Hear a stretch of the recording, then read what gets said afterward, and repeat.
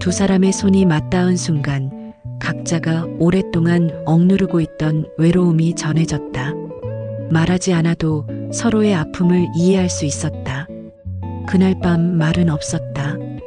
대신 손끝이, 입술이, 숨결이 서로를 확인했다.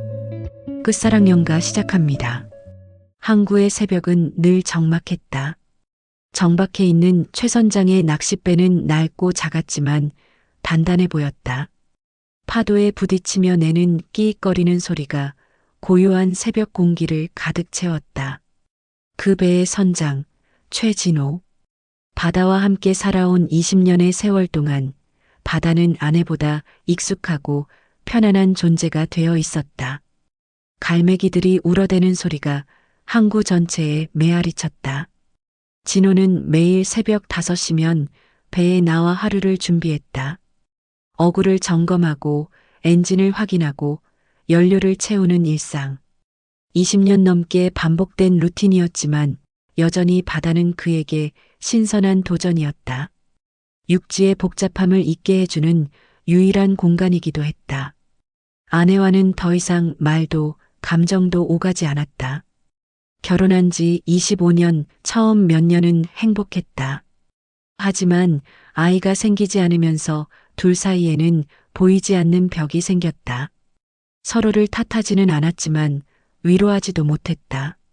집은 있었지만 안식처는 아니었고 침대는 있었지만 잠은 오지 않았다. 진호는 늘 새벽에 항구로 나왔고 그렇게 바다에 몸을 실으며 하루를 버텼다. 손님들을 태우고 바다로 나가는 시간만이 그에게는 진정한 휴식이었다. 낚시를 즐기는 사람들의 웃음소리, 고기를 잡았을 때의 환호성, 그런 것들이 그의 마음을 조금씩 달래주었다. 그날 예약 명단을 확인하던 진호는 익숙지 않은 이름을 발견했다. 강은영. 여성, 단독. 생소하고도 묘하게 낯익은 이름이었다. 여성 혼자 낚시를 나오는 경우는 드물었다. 대부분 가족이나 친구들과 함께 오거나 남성들이 줄을 이뤘다. 혹시 낚시 경험이 있는 사람일까? 아니면 완전 초보일까 궁금했다. 아침 7시 정각, 회색 바람막이와 검은 선글라스를 쓴 여자가 항구로 다가왔다. 50 정도로 보이는 그녀는 단정한 옷차림 속에 어딘가 무너진 눈빛을 감춘 듯했다. 걸음걸이는 조심스러웠고 바다를 바라보는 표정에는 약간의 두려움과 기대가 섞여 있었다. 은영은 도시에 사는 주부였다. 아이들은 독립했고 남편과는 의례적인 식사와 형식적인 안부만 오가는 사이가 된 지 오래였다. 남편은 성공한 변호사였지만 집에서는 신문과 텔레비전에만 관심을 보였다. 대화다운 대화를 나눈 지가 언제인지 기억도 나지 않았다. 최근 들어 은영은 답답함을 느꼈다. 아이들 뒷바라지에만 집중하던 20년의 시간이 지나고 나니 정작 자신이 누구인지 알 수 없었다. 그녀는 문득 낚시라는 고요한 시간을 필요로 했고 그렇게 혼자 배에 올랐다. 남편에게는 친구와 여행을 간다고 말했다. 거짓말이었지만 죄책감보다는 해방감이 더 컸다. 진호는 그녀를 보자마자 초보자임을 직감했다. 배에 오르는 모습부터 어색했고 구명조끼를 입는 것도 서툴렀다. 하지만 뭔가 결연한 의지가 보였다. 마치 무언가로부터 벗어나고 싶어하는 사람의 눈빛이었다. 출항합니다. 진호의 짧은 말에 은영은 고개를 끄덕였다. 배가 항구를 떠나면서 엔진 소리가 고요한 바다를 가득 채웠다.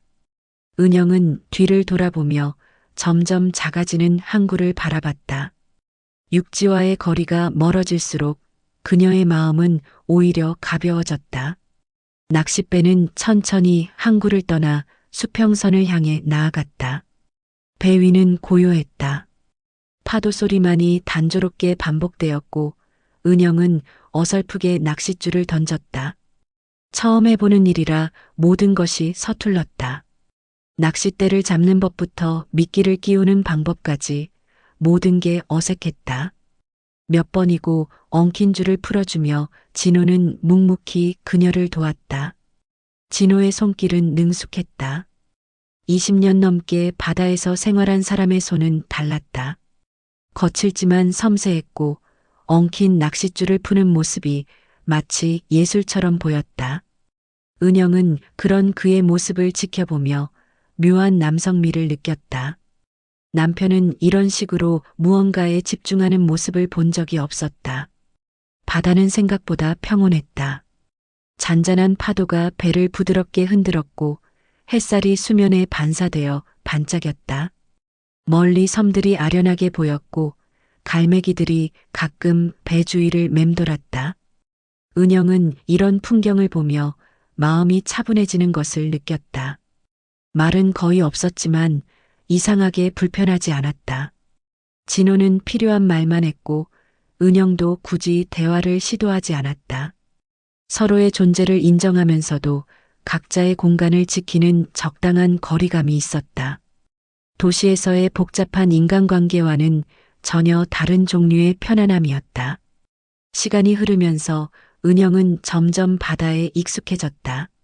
낚시 실력은 여전히 서툴렀지만 적어도 낚싯대를 제대로 잡을 수 있게 되었다. 진호는 가끔씩 조언을 해주었는데 그의 설명은 간결하면서도 명확했다. 점심때가 되자 진호는 간단한 도시락을 꺼냈다. 은영도 편의점에서 산 김밥을 꺼냈다. 두 사람은 말없이 각자의 점심을 먹었다. 남편은 낚시 안 좋아해요. 은영이 불쑥 던진 말은 의외로 자연스러웠다. 바다의 고요함이 그녀로 하여금 평소보다 솔직해지게 만든 것 같았다. 진호는 고개를 끄덕였다. 내 아내도 바다는 질색입니다. 진호의 대답에는 깊은 한숨이 섞여 있었다. 그 짧은 대화는 서로의 틈을 조금 벌려놓았다. 말보다 더 많은 것이 그 사이에서 흐르고 있었다. 눈을 마주치진 않았지만 그들이 바라보는 수평선은 어느새 하나였다. 오후가 되자 바람이 조금씩 거세졌다. 파도도 아침보다 높아졌고 배의 흔들림도 커졌다. 은영은 처음에는 불안해했지만 진호의 침착한 모습을 보며 안심했다. 그는 바다의 변화를 읽는 것이 능숙했고 위험한 상황이 아니라는 것을 알고 있었다. 하지만 하늘의 구름이 빠르게 몰려오기 시작했다. 바람도 더욱 세졌고 파도의 높이도 급격히 커졌다. 진호는 날씨의 급변을 감지하고 즉시 항구로 돌아가려 했지만 이미 늦었다. 갑작스런 기상 변화로 인해 원래 항구로 돌아가기에는 너무 위험했다. 근처 외항에 정박해야 할 것 같습니다. 진호의 말에 은영은 긴장했다. 하룻밤을 배에서 보내야 한다는 뜻이었다. 집에서는 자신이 돌아오지 않으면 걱정할 텐데 연락할 방법도 마땅치 않았다. 하지만 안전이 우선이었다. 작은 외항에 도착했을 때는 이미 해가 지고 있었다. 진호는 배를 안전하게 정박시키고 은영에게 작은 선실을 안내했다. 좁지만 잠을 잘 수 있을 만한 공간이었다. 진호는 조타실 근처에서 밤을 보내겠다고 했다. 은영은 작은 선실에 몸을 눕혔다. 진호는 조타실 근처에서 조용히 앉아 있었다. 밤이 깊어가면서 바람은 더욱 세졌고 비까지 내리기 시작했다.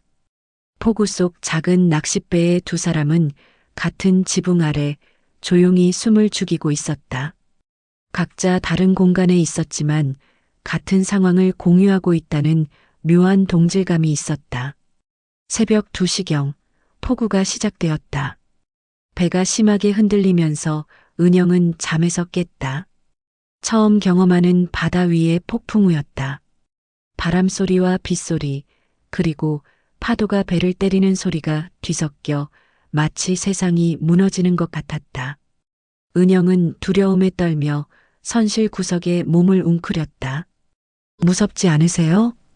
은영이 작은 목소리로 물었다.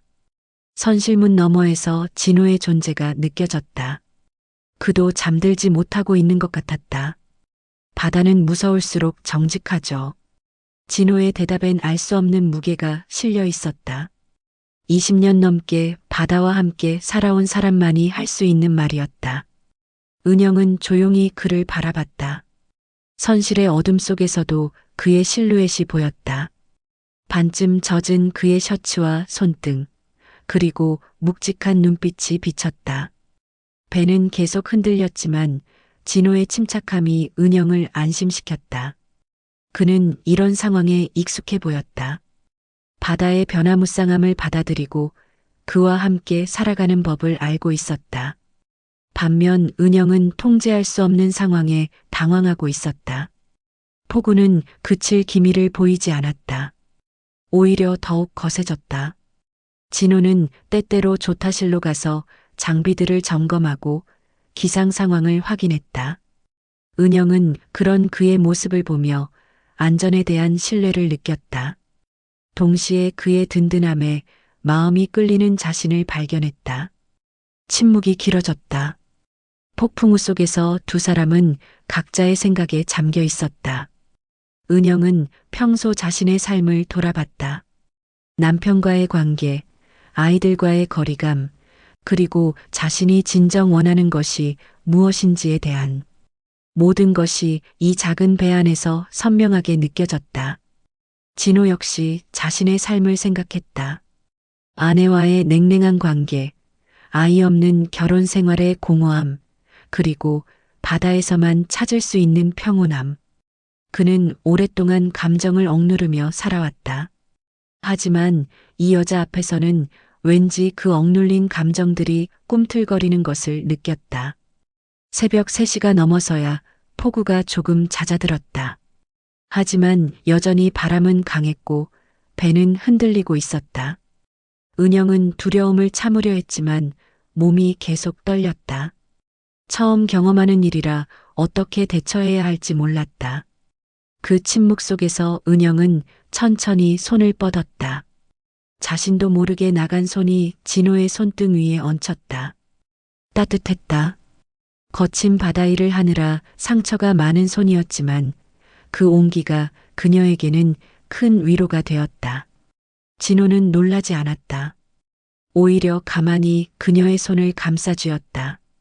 두 사람의 손이 맞닿은 순간 각자가 오랫동안 억누르고 있던 외로움이 전해졌다. 말하지 않아도 서로의 아픔을 이해할 수 있었다. 그날 밤 말은 없었다. 대신 손끝이, 입술이, 숨결이 서로를 확인했다. 진호의 거친 손이 은영의 뺨을 어루만지자 그녀는 오랫동안 잊고 있던 감정들이 되살아나는 것 같았다. 남편에게서 받지 못했던 간절함이 그의 눈빛에 있었다. 은영의 부드러운 손길이 진호의 상처 입은 마음을 어루만졌고 아내에게서 찾을 수 없었던 따뜻함이 그녀에게 있었다. 배 밖은 여전히 폭우였고 배 안은 바다보다 더 깊은 감정으로 출렁였다. 폭풍우는 그들 밖에서 몰아쳤지만 서로의 품 안에서 두 사람은 마침내 평온을 찾았다. 긴 외로움의 끝에서 만난 두 영혼이 조용히 서로를 달래주며 오랫동안 잊고 있던 감정을 되찾았다. 아침이 밝자 은영은 묻지 않았다. 진호도 말하지 않았다. 단지 서로를 바라보는 눈빛만이 이미 되돌릴 수 없는 경계를 넘었음을 말해주고 있었다. 그들은 이제 단순한 선장과 손님의 관계가 아니었다. 다음 날 오전 날씨가 완전히 개었다. 바다는 어제의 폭풍우가 거짓말처럼 잔잔해졌고 햇살이 수면에 반짝이며 춤을 추었다. 배는 천천히 원래 항구를 향해 움직였다. 진호는 조타실에서 배를 조종했고 은영은 갑판에 서서 다가오는 육지를 바라봤다. 두 사람 사이에는 미묘한 긴장감이 흘렀다. 어젯밤 일어난 일에 대해 아무도 언급하지 않았지만 서로의 존재가 예전과는 달라졌다는 것을 느끼고 있었다. 은영은 남편에게 뭐라고 설명해야 할지 고민했고 진호는 자신이 선을 넘었다는 죄책감과 동시에 이상한 만족감을 느꼈다. 항구가 보이기 시작했다.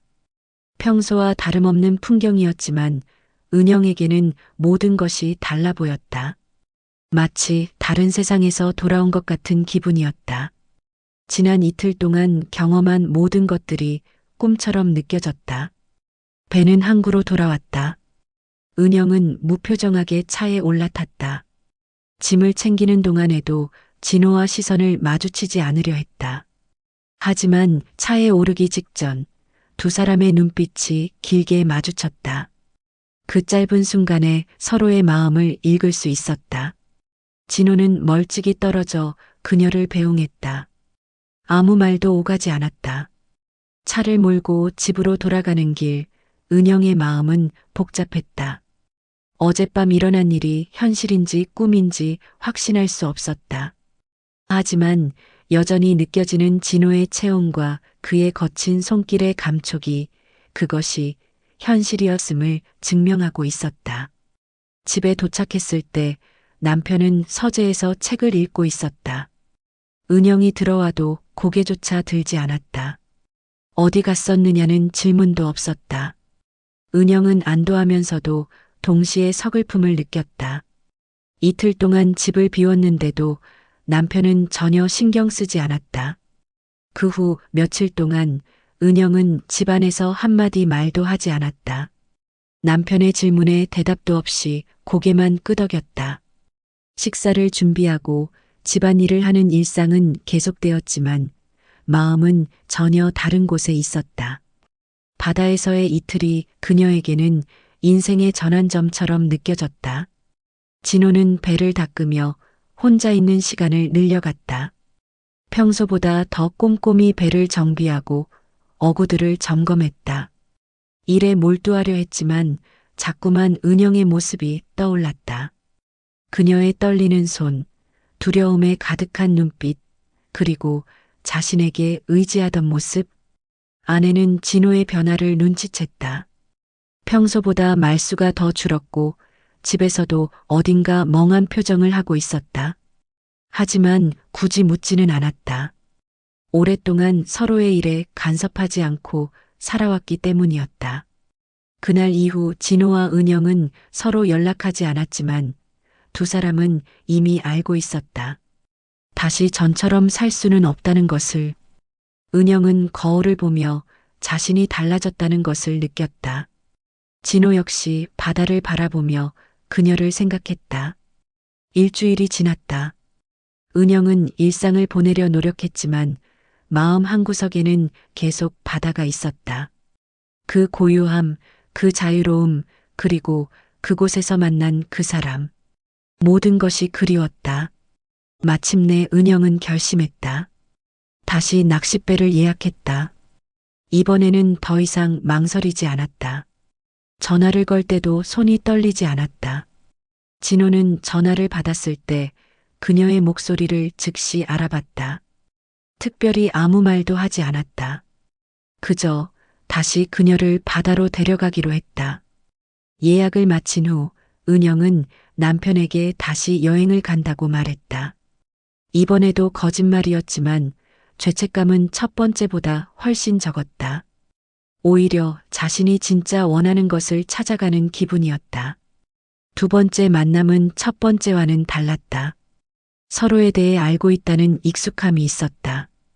은영이 배에 올랐을 때 진호는 평소와 같이 담담했지만 그의 눈빛에는 복잡한 감정이 섞여 있었다.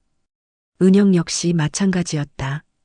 이번에는 낚시가 목적이 아니라는 것을 둘 다 알고 있었다.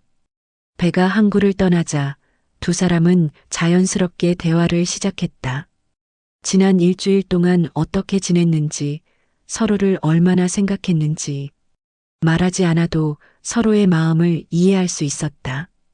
바다라는 공간이 그들에게는 솔직해질 수 있는 유일한 곳이었다. 그들의 만남은 반복되었다. 매주 한 번씩 아무도 모르게. 항구를 떠나 바다 한가운데 닿자 그들은 서로를 온전히 마주했다. 사랑이라고 부르지 않았고 연애라고 말하지도 않았다. 그저 살아있음을 확인하고 싶었던 두 사람의 방식이었다. 매번 만날 때마다 두 사람은 조금씩 더 가까워졌다. 처음에는 조심스러웠지만 시간이 지나면서 서로에게 의지하게 되었다. 은영은 진호에게서 남편에게 받지 못했던 관심과 배려를 받았고, 진호는 은영에게서 아내에게 찾을 수 없었던 온기를 느꼈다. 하지만 동시에 죄책감도 커져갔다. 은영은 집에 돌아갈 때마다 남편을 속이고 있다는 무게감을 느꼈다. 진호 역시 아내에게 거짓말을 하는 자신이 괴로웠다. 하지만 그 죄책감보다 서로에 대한 그리움이 더 컸다. 어느 날 바다가 유난히 잔잔한 날이었다. 두 사람은 평소보다 더 오래 바다에 머물렀다. 해가 지기 시작할 무렵 은영이 조심스럽게 말했다. 이러다 언젠가는 들키겠죠. 그녀의 목소리에는 불안감과 동시에 체념이 섞여 있었다. 이런 관계가 영원히 지속될 수 없다는 것을 둘 다 알고 있었다. 진호는 담담히 대답했다. 그래도 멈추기 어렵네요. 그의 말에는 깊은 진심이 담겨 있었다. 이미 서로가 없이는 살 수 없을 만큼 깊어진 감정이었다. 두 사람은 서로를 바라보며 복잡한 마음을 나누었다. 이제 그들은 바다 위에 있었다. 누군가의 남편이자 누군가의 아내인 채로 죄책감과 설렘 사이를 떠도는 낚싯배 위에서 조용하지만 격정적인 감정이 잔잔한 파도처럼 밀려왔다. 육지에서는 절대 느낄 수 없는 자유로움과 동시에 언제 끝날지 모르는 불안감이 공존했다. 그날 바다는 거울처럼 맑았다. 수평선은 하늘과 맞닿아 어느 때보다 선명했고 석양은 온 바다를 붉게 물들였다. 그 위에서 두 사람은 또 한 번 깊은 입맞춤을 나누었다. 그것은 욕망이 아니라 오래도록 외면당한 감정의 회복이었다. 아무도 모르게 조용히, 그러나 결코 가볍지 않게 그들의 사랑은 그렇게 바다 위에서 계속되고 있었다. 파도처럼 밀려오는 감정을 더 이상 거부할 수 없었고 서로에게서 찾은 위안을 포기할 수도 없었다. 매주 반복되는 이 시간이 그들에게는 가장 진실한 순간이었다. 가면을 벗고 진짜 자신이 될 수 있는 유일한 시간. 바다만이 그들의 비밀을 지켜주고 있었다. 지금까지 시청해 주셔서 감사합니다.